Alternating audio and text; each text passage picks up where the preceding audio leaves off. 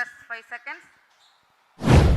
चंद्रयान 3 के लॉन्च होने के कुछ देर बाद ये दोनों हिस्से चंद्रयान से अलग क्यों हो गए और अलग होने के बाद ये कहाँ गए? इनके अलग होने से चंद्रयान को कोई दिक्कत तो नहीं और क्या ये चंद्रयान का ही कोई हिस्सा है? नमस्कार, आप देख रहे हैं फैक्ट प्राइम।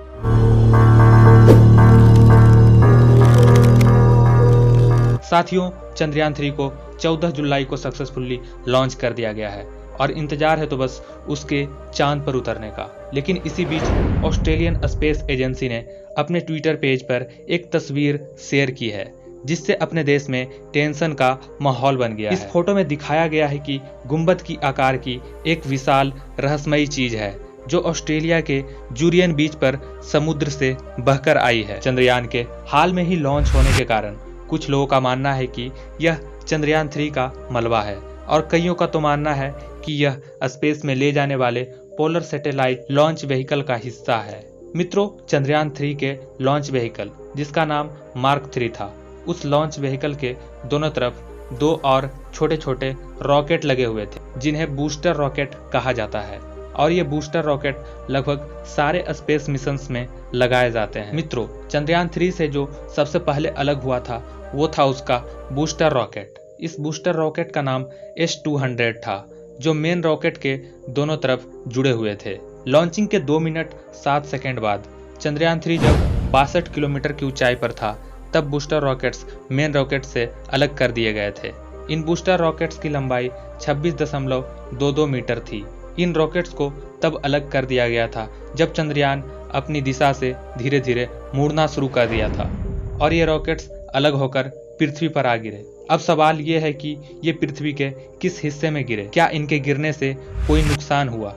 इसरो के मुताबिक इन रॉकेट्स को बंगाल की खाड़ी में गिराया गया है जिसे सॉफ्टवेयर और पैराशूट की मदद से गिराया गया है, इसलिए वहां गिराया ताकि उससे कोई नुकसान न हो। फिर उसे नौसेना या कोस्ट गार्ड इसरो को सौंप देंगे। 144 किलोमीटर की ऊंचाई पर जाने के बाद मेन रॉकेट के हेड शील्ड को अलग किया गया। ये वही जगह है जहां ग्रेविटी 0 हो जाती है। अगर किसी चीज को वहां छोड़ दिया जाए तो वहां वो तैरती रहेगी।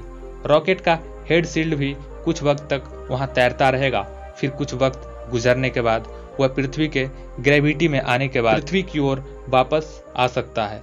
इसी हेड शील्ड के अंदर चंद्रयान 3 का मेन हिस्सा सुरक्षित रखा गया था। लेकिन आप याद रखें कि अगर अंतरिक्ष में किसी चीज को भेजा जाता है तो वह उतनी मात्रा में वापस धरती पर नहीं आता, क्योंकि धरती पर आने वक्त धरती के वायुमंडल में प्रवेश करते ही उस चीज पर बहुत ज्यादा प्रेशर और फ्रिक्शन पड़ता है जिससे उस चीज में आग लगने के चांसेस बढ़ जाते हैं और आग लगने की वजह से रॉकेट के हेड शील्ड का भी ज्यादा हिस्सा जल जाएगा और थोड़ा हिस्सा ही पृथ्वी तक पहुंच पाएगा। अब बात करते हैं चंद्रयान के मेन इंजन की। इस इंजन का नाम है L110। L110 ने 175 किलोमीटर की दूरी तय करने के बाद चंद्रयान को छोड़कर अलग हुआ था और यह काम चंद्रयान के लॉन्च होने के लगभग 5 मिनट बाद हुआ था। आपके मन में शायद ये सवाल आया होगा कि ये विशालकाय इंजन इस समय कहाँ होगा। आपको बता दें कि इस इंजन के साथ भी वही हुआ होगा जो कि रॉकेट के हेड शील्ड के साथ हुआ। यह भी अंतरिक्ष में कहीं तैर रहा होगा और कुछ दिनों के बाद ये पृथ्वी के ग्रेविटी में फंसकर पृथ्वी के वायुमंडल में प्रवेश कर जाएगा। इसे भी इसरो के वैज्ञानिक सॉफ्टवेयर और पैराशूट की मदद से समुद्र में गिरा लेंगे। लेकिन नया सवाल ये है कि ऑस्ट्रेलिया के बीच पर पाया गया विशालकाय चीज क्या है? ऑस्ट्रेलियन स्पेस एजेंसी ने ट्वीट करते हुए कहा था कि वो पाए गए इस चीज के बारे में जांच कर रहे हैं। हो सकता है ये किसी विदेशी स्पेस लॉन्च व्हीकल का रिलेटेड कोई हिस्सा हो। इस ट्वीट को देखने के बाद लोगों का ध्यान चंद्रयान 3 पर जा रहा था क्योंकि हाल में ही यह लॉन्च हुआ था।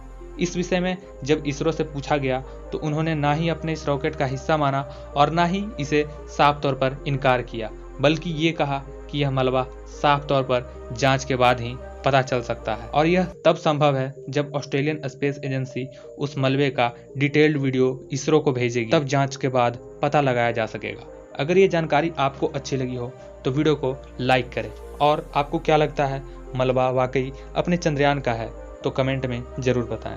चलिए मिलते हैं अगली वीडियो में।